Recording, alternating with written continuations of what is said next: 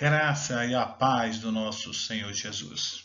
Quero cumprimentar todos os alunos por meio do Instituto Bíblico IBETEL, na pessoa do nosso mestre, professor Euler, que depositou a confiança para que eu viesse falar um pouco a respeito dos verbos contratos. Nós temos algumas missões no decorrer dessa aula. A primeira coisa é que nós temos que falar e definir o que são verbos contratos. A segunda coisa é que irei explicar as regras de contração para os contratos em alfa, epsilon e ômicron.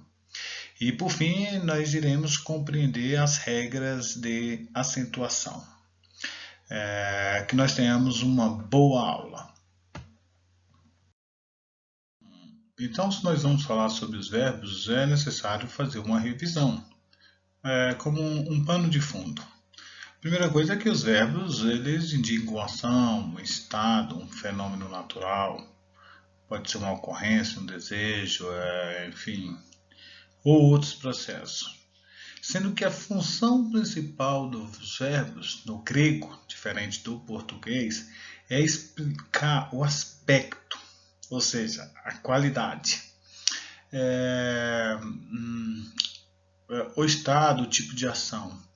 Isso quer dizer que os verbos em grego indicam se a ação está em andamento, em progresso, se foi concluída, acabada.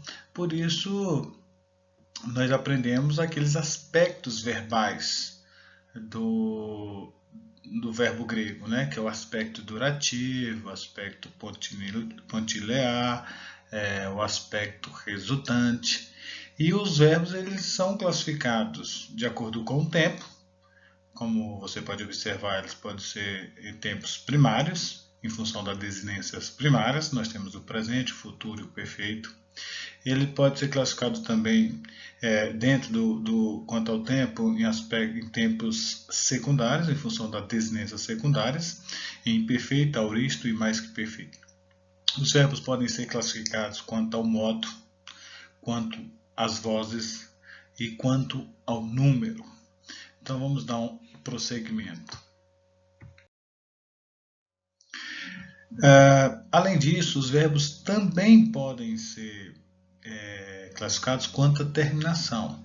Então, existem aqueles verbos que são terminados em mi, são conhecidos como os verbos atemáticos. E existem aqueles verbos terminados em ômega, são os verbos temáticos. E os verbos terminados em ômega, eles podem ser vocálicos, né, que é o que nos interessa hoje, e podem ser consonânticos. Vocálicos porque eles terminam, o radical tem a terminação em vogal, e consonânticos, o radical terminado em consoante. Quanto aos verbos consonânticos, vou fazer um panorama geral também. Falando um pouquinho então sobre os verbos consonânticos, eles se subdividem em consoantes líquidas, consoante nasal, aqueles cuja a consoante é oclusiva, que pode ser uma labial, dental ou velar. Nós trabalhamos muito a fusão que ocorre dessas terminações com as desinências e com a vogal conectiva. Lembrando que Lourenço Estélio Rega, ele vai falar um pouquinho que as consoantes mudas também são as consoantes oclusivas. Então ele fala que as mudas podem ainda ser divididas em consoantes surdas, consoantes sonoras e, por fim, consoantes aspiradas.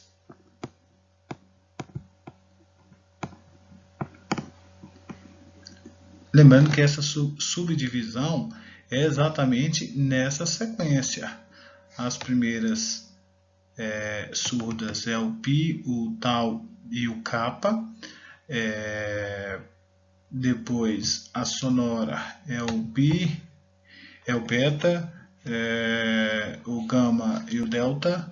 E por fim a aspirada é o fi, o si e o re. Passando rapidamente pelos elementos formadores do verbo, a gente observa que o verbo ele tem a raiz, que é a parte da palavra que conserva o sentido primordial, e ela não existe por si mesma. Já além da raiz, nós temos o que? O radical, como você pode observar aí na tela. Então, que é a parte que resta de uma palavra real quando você retira as desinências e a vogal temática. E falando em vogal temática, então a vogal temática ela costuma ser o epsilon ou o ômega. Diante de um som nasal, utiliza-se o ômicron, e nos demais casos você vai utilizar o epsilon. Já as desinências, nós estamos numa luta constante para memorizar, é o elemento que acrescenta ao radical ou à vogal temática, dependendo do caso, e que do verbo vai designar a pessoa, o número e a voz. E como você pode observar nesses casos, por exemplo, os dois verbos aqui, elabon e lambano, eles possuem a mesma raiz, ó. Eles possuem a mesma raiz, que é lab. Entretanto, eles possuem radicais diferentes. Né? O radical é lamban e o outro é elab. Então, é muito importante. Além disso, tem verbos que, além do sufixo, ele vai apresentar o infixo. Isso no decorrer dos trabalhos com verbos, a gente vai aprendendo essas coisas. Ainda como introdução, aqui o professor ele tinha pedido há um tempinho para eu montar uma tabela com as labiais, velares e dentais. Então, aqui para conhecimento, para que a gente possa, inclusive, eu dou uma exposição que ele já fez, para que nós possamos ter de forma de acesso fácil para, quando estiver conjugando o verbo, a gente saber exatamente o que está acontecendo com essa fusão. Agora entrando no assunto dos verbos contratos, né? Porque os verbos contratos é uma subdivisão dos verbos vocálicos, como você pode observar. Os verbos vocálicos são divididos em verbos não contratos, cuja raiz termina em iota e y, e os verbos contratos, que é o que nos interessa aqui, são aqueles cuja raiz está terminando em alfa, epsilon e ômicron. Então, quando uma vogal, né, duas vogais se unem, ou uma vogal e um ditongo, que é o nosso caso do nosso exemplo aqui que eu vou falar, ela forma uma simples vogal ou forma um ditongo. Esse processo é chamado de contração. Mas é importante também saber que você não tem que acreditar que o tempo todo vão acontecer essas fusões. Isso seria um erro, porque existem regras para essa fusão. Como eu vou passar? Vamos dar uma observada aqui no verbo roral. O verbo roral, que quer dizer eu vejo, eu contemplo, você observa que na segunda, essa terminação eis, a terminação primária ativa da segunda pessoa do singular, onde você está observando que tem esse somatório. Vou mudar a cor aqui. Tem esse somatório aqui, essa fusão, e o resultado dessa fusão é exatamente isso aqui, ó. Ok? O resultado dessa fusão é exatamente isso aqui. Então, o A mais a contração do alfa mais o ditongo EI, né? O resultado foi que formou A, e com o final ficou Horaz. Então é extremamente importante entender isso. Outra coisa extremamente importante é que essa contração ela provoca mudança na ortografia, mas não afeta o significado. Então, falando propriamente sobre as regras, eu vou dividir as regras entre vogal mais vogal e vogal mais ditongo. Então, a primeira regra, ela vai dizer o seguinte: vogais do mesmo timbre contraem-se na mesma vogal longa.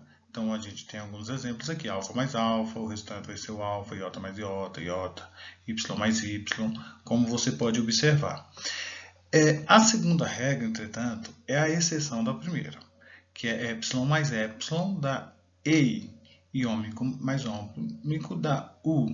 Então, o interessante observar, porque eu estava observando a nossa avaliação, e nós tínhamos na questão número 6, deixa eu colocar aqui, na questão número 6 da nossa prova, nós tínhamos que conjugar o verbo del, né, o verbo del, nós tínhamos que conjugar o verbo del na voz média ou passiva do tempo presente do indicativo. Então, esse verbo, né, a conjugação dele, o resultado ia ser T, a raiz, mais etai. Então, esse somatório, E mais E, então o resultado seria D, deixa eu trocar a cor, deitai. Então, no presente da voz médio passiva, na terceira pessoa do singular, deitai. Então, quem já não fez assim, já sabe, né? Tomou tinta. Então, a primeira regra do termo vogal mais vogal, primeira regra, vogal do mesmo timbre contrai-se na mesma vogal, só que longa. Segunda regra é a exceção da primeira. Epsilon mais epsilon é igual a ei, e ômico mais ômico é igual a U. Vamos para as próximas. Agora, a terceira regra de vogal mais vogal diz que um ômicro, vou marcar aqui um ômicro, né, ou um ômega, predominarão sobre o alfa, epsilon e eta, independente da sua ordem, formarão o ômega. Então, observe aqui, ômicro mais alfa é igual a ômega. Alfa mais ômicro é igual a ômega. Então, a gente pega o verbo agapau, que é eu amo. Então, se eu quero conjugar o verbo agapau no presente do indicativo, na segunda pessoa do plural, que a terminação é homem, então nós teremos aqui, né, o A mais o alfa mais o ômicro, que o resultado vai ser o ômega. Então, fica agapomen. Agora, se eu pego o verbo, vou para a quarta regra. A quarta regra é uma exceção da terceira, e que diz que se o epsilon e o epsilon, ou o ômicro, se contraem, formarão o ditongo ou U, independente da sua ordem. Então, epsilon mais O é igual a U. Ômicro mais epsilon é igual a U. Então, por exemplo, o verbo toiel, que quer dizer eu faço, se eu conjugo ele no presente do indicativo na primeira pessoa do plural, eu vou ter a radical toie mais o. Então, observe aqui que nós temos o epsilon mais o ômicro. Então, o resultado vai ser o ditongo. Então, teremos toiumen. Se eu pego o verbo, agora se eu pego o verbo pleipo, que quer dizer eu encho, eu completo, né? No presente do imperativo, na segunda pessoa do plural, você vai ter pleipo, né?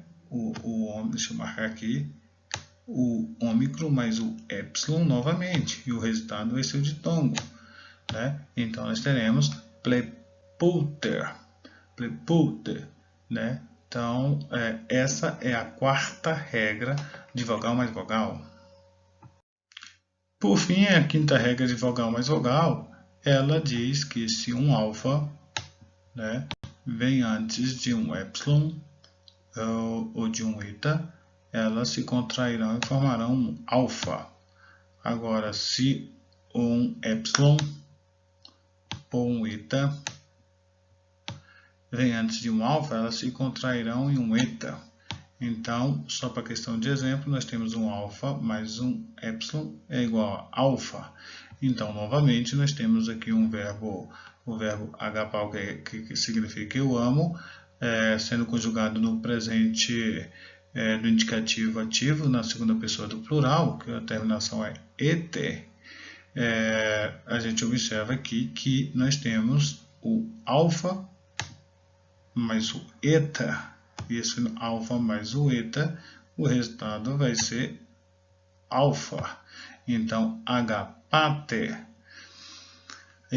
Assim a gente termina 5 regras de vogal mais vogal, e agora nós iremos passar para as regras de vogal mais ditongo. Vogal mais ditongo. Então, a primeira regra de vogal mais ditongo diz que a vogal desaparece por absorção antes de um ditongo que começa com a mesma vogal. Então, epsilon mais epsilon, né, mais o ditongo ei, vai ficar ei. O ômicron mais o ômicron do ditongo u, vai ficar u, né, ditongo ômicron mais y. A segunda regra diz, quando uma vogal vem antes de um ditongo, que não começa com a mesma vogal, contrai-se com a primeira vogal do ditongo.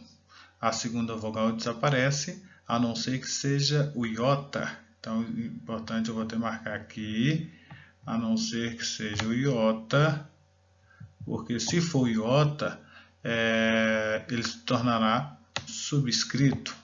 Então, por exemplo, ditongos diferentes. Alfa mais o ditongo U vai ser ômega. Alfa mais oi, continua o ditongo, né? Observe que a vogal que vem antes do ditongo, que não começa com a mesma vogal, contrai-se com a primeira vogal do ditongo. Então, a contração está acontecendo aqui, ó, na primeira. Ó. Na primeira, alfa mais, ó, e a segunda, marcar aqui de verde. E a segunda aqui, ó, está desaparecendo. No caso do iota, ele se torna subscrito. Ok? Porém, né, nesse padrão, nós temos aqui algo interessante. O ômicron mais o ei e o ômicron mais o eta formam oi. Importante saber disso. E o e mais o oi é igual a oi. E o alfa, né, mais o ei é igual a ai. Ou a, dependendo dos casos. Ok? Então, essas são algumas exceções à regra básica em que a primeira vogal reage com a primeira do ditongo quando eles são distintos e a segunda soma, e no caso do iota, ele se torna subscrito. Então aqui agora a gente tem o pulo do gato, porque aqui são uma tabela das contrações entre vogais, vogais simples, né? E você observa aqui, as 4 principais estão destacadas aqui, que é a contração do epsilon com epsilon, do ômicron com o epsilon, do epsilon com o ômicron e do ômicron com o ômicron. São as 4 principais, mas essa tabela apresenta todas as contrações possíveis. A próxima tabela eu vou mostrar as contrações existentes entre vogal e ditongo. Então observe agora nessa tabela o que acontece. Nós temos aqui uma contração entre vogal e ditongo.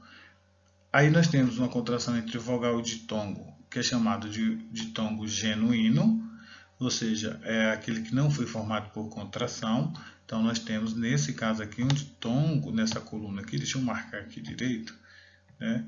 Aqui nós temos um ditongo nessa coluna, uma relação de ditongo genuíno.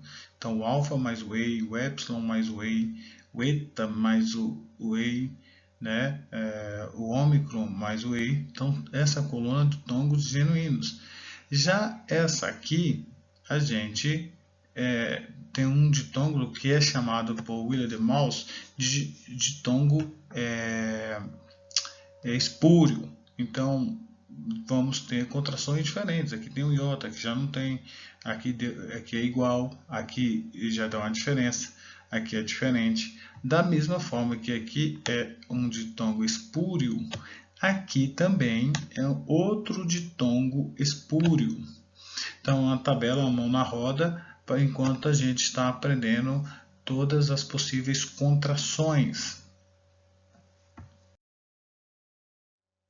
E por fim, aqui eu estou apresentando agora uma tabela em que você, a partir do som, né, a partir do som, do resultado que você está vendo, porque o objetivo principal de você entender esses verbos contratos é que você, ao ler o texto sagrado, você possa observar que verbo é aquele e já saber qual é a possível contração que aconteceu, para que você possa ir ao léxico e descobrir o significado daquele verbo, caso você não conheça. Então, na verdade, nós aprendemos essas contrações para fazer o processo inverso na hora que nós estivermos fazendo a nossa leitura, exegese e hermenêutica do texto sagrado. Então, por exemplo, resultados com som do A, todas as possíveis contrações. Resultados com som de E, todas as possíveis contrações. E resultado com som de O, todas as possíveis contrações. Então é extremamente importante que nós saibamos fazer o processo inverso, além de aprender as regras, também fazer um processo inverso para que a gente possa chegar no léxico e descobrir o significado da palavra. Vamos agora falar sobre as regras de acentuação. Então a primeira regra que você pode observar é que o verbo ephileon, né? Nós temos o somatório aqui do epsilon mais o ômicron. Pelas regras gerais de contração, nós vamos formar o ditongo U. Então vai ficar ephilum. Então, como você pode observar, não tinha acentuação nem no epsilon nem no ômicron. Então, a resultante também não terá acentuação. Então, o que diz essa regra? Se não houver nenhum tipo de acentuação em nenhum dos dois elementos que formam a contração, o acento permanecerá onde estavam antes da contração, que era no epsilon, né? Vou marcar aqui de amarelo, que era no epsilon e no iota. Né? Não marcou direito não, mas eu vou colocar aqui, vou marcar aqui direito, no epsilon e no iota, ok? Então tá aqui, ó. Já a segunda regra, ela diz que, como a gente pode observar aqui nesse verbo, novamente, a gente pode observar que filé homem, nós temos um somatório. Deixa eu colocar aqui de azul, nós temos um somatório na contração do epsilon e o ômicron. E novamente vai formar o ditongo, ok? Filumen. Só que tem algo diferente. Nós temos uma acentuação no primeiro elemento. Então, essa regra diz que se houver um acento no primeiro dos dois elementos, como é que eu posso dizer? Dos dois elementos, a contração, o resultado, o acento cairá sobre a sílaba contratada e será circunflexo. Então, a sílaba contratada, nós temos o ditongo. Agora vai ser no primeiro ou segundo. Aí vai para as regras gerais de acentuação, em que as regras gerais de acentuação diz se a última for breve e a penúltima for longa, se houver acentuação, ele será circunflexo e será circunflexo. Então, felômen, ele está de acordo com as regras gerais e com as regras de contração. Já a terceira regra, como você pode observar aqui no verbo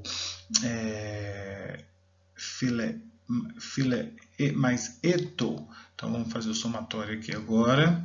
Então, nós temos aqui, somatório do epsilon mais o epsilon.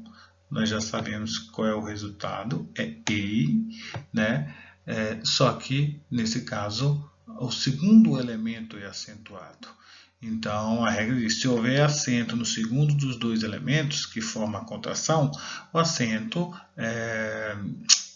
cairá sobre a sílaba contratada e será agudo, ok? Então, observe bem, para que você não possa confundir, que, por exemplo, nesses dois casos, filé mais ei, que é filei, ele recebe o acento circunflexo no segundo, ele está conjugado no presente do indicativo. Opa, deixa eu apagar isso aqui, ficou ruim.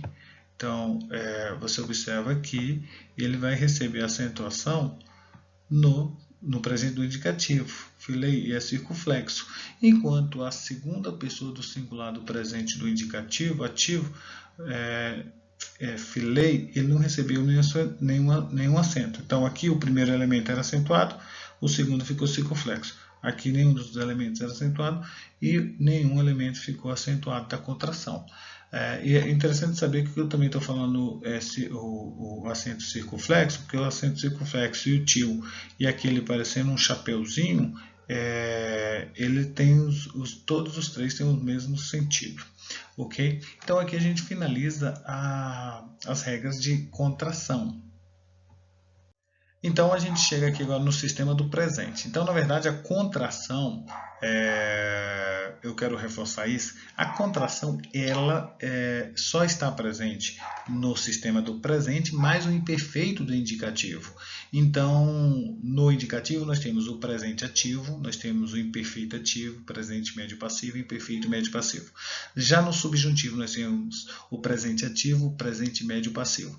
No imperativo nós temos o presente ativo, presente médio passivo.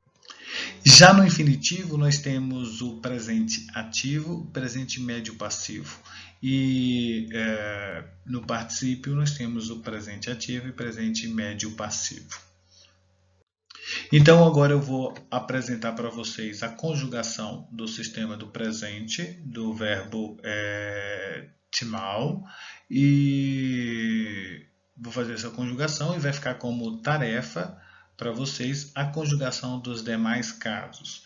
Então, por exemplo, nós temos aqui que o presente ativo é formado pela raiz do tempo presente mais a vogal conectiva mais as terminações primárias ativas.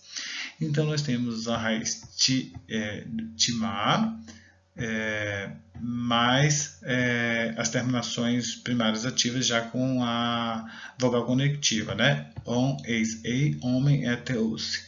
Então, nós temos aqui o somatório do alfa mais o ômicron, ficou timal, depois timais, depois timai, depois timar homem, depois timar éter, depois timar usse.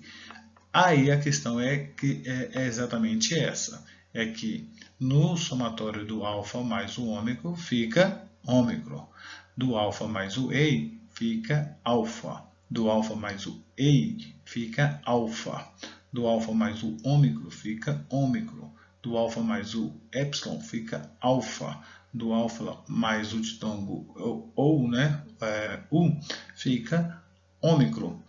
Então, esse é o resultado. Agora, uma coisa muito importante que eu acho que eu não citei. Quando você vai no léxico, você não vai encontrar, preste muita atenção nisso, você não vai encontrar a forma contraída. Você vai encontrar exatamente a forma não contraída da primeira pessoa do presente do indicativo. Isso é extremamente importante. E agora, como atividade para casa, você irá fazer as conjugações dos demais tempos verbais. Então, você vai fazer como tarefa, para ser corrigida, esses tempos verbais do modo indicativo, ok? E também do modo subjuntivo, que nós somos já capazes de fazer. É interessante você saber, como eu já citei, o processo reverso.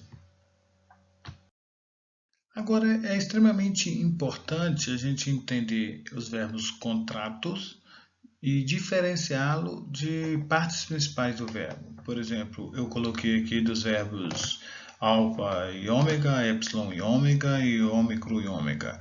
Então, nós temos os verbos conjugados no primeiro auristo do indicativo passivo, onde a característica tem o fe como característica e nós vamos ter aqui um epsilon de aumento, né, além do radical. Então, observe que no verbo genau, nós temos aqui sim, né, a terminação em alfa. Olha só, né? Só que esse alfa, ele vai sofrer o quê? Um alongamento, né? Nós temos aqui o adque, né, do verbo adquel. Nós vamos ter aqui um epsilon. Esse epsilon vai sofrer um alongamento. Nós temos aqui o pletor, né? Novamente o ômicro. E o que ele vai sofrer? Um alongamento. Então, é importante saber diferenciar esses radicais que terminam em vogal, que regularmente são alongadas nas partes dos seus sufixos temporais. Então, temos que observar que esse alongamento na parte final do radical desses verbos, né, supostamente contratos, nada tem a ver com a contração e regras de contração que eu passei até agora. Então é importante diferenciar. Além disso, confirma aquilo que eu falei do slide anterior, que a contração, né, os verbos contrato, eles fazem parte do sistema presente, mais o imperfeito do indicativo. Então, e aqui nós temos um verbo que foi conjugado no primeiro auristo do indicativo passivo. Não tem nada a ver com o sistema presente. Eu concluo a minha aula com 3 apontamentos fundamentais. Primeiro é que os verbos contraídos são verbos cujas raízes terminam em alfa, epsilon e ômicro. Além disso, verbos contraídos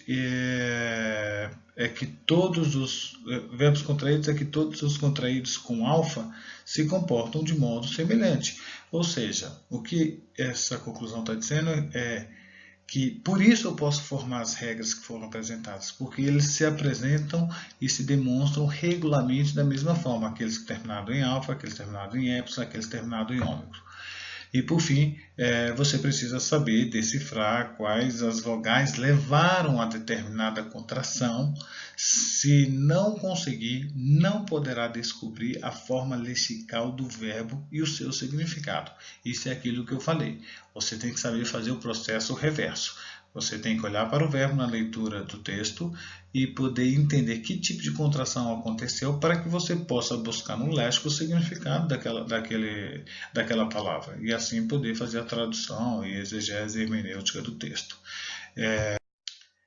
Então, por fim, dúvidas, apresente ao professor Euler, ao nosso mestre. Me coloco à disposição em uma oportunidade, porque infelizmente na nossa aula estarei impossibilitado em função do aniversário do meu filho, mas me coloco à disposição e agradeço novamente a confiança do professor Euler para que eu pudesse estar apresentando um pouquinho a respeito dos verbos contratos. E por fim, né, meu muito obrigado, que Deus esteja nos abençoando, Deus esteja nos guardando, Deus esteja nos protegendo e nos abençoando nessa labuta, nessa nossa luta em procurar um pouquinho conhecer mais a palavra de Deus e poder fazer essa leitura direta dos originais para nos abençoar e abençoar quem está ao nosso redor. Fiquem com Deus, Deus abençoe e até a próxima.